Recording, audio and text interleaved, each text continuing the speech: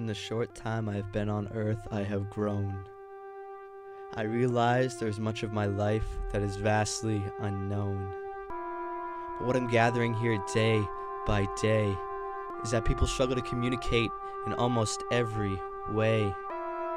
Some hold on to their fundamental human compassion, while others strive to mean more to society than just a human fraction.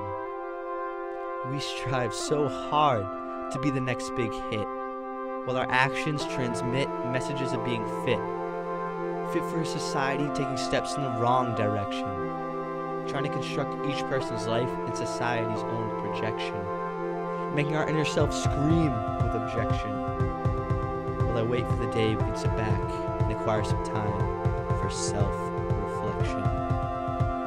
Time to reflect on how we interact with one another. Human compassion, which for some is working undercover. But waiting is not the solution. We need to act so that we may have a mental, spiritual, and human revolution. A revolution free of mental pollution.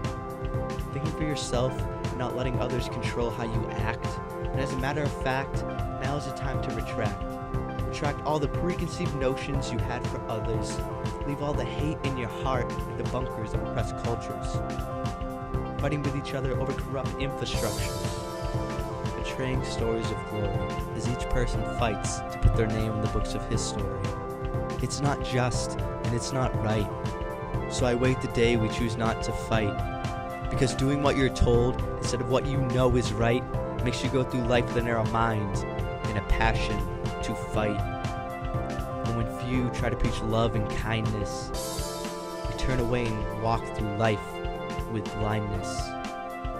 So my question is simple. Why do we let human compassion dwindle? And what we really need to do is rekindle that love in our hearts we had as a child, the one that made helping others worth our whiles.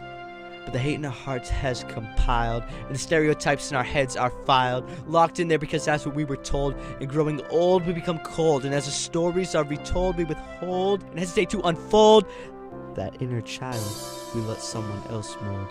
But that doesn't have to be. If we open our hearts and our minds, we can become truly free. Free to think for ourselves and articulate what we really mean. The result of us being our own person will be far greater than ever seen.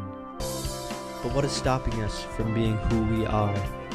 Because as society, we think we've come so far, when what we really need to do is raise the bar. As I sit here and try to think of how far we have come, what fills my mind are thoughts of work to be done. Now let me ask you some final questions. How do you know and how do you show? Who's the boss of who? Because if it's not yourself, then who?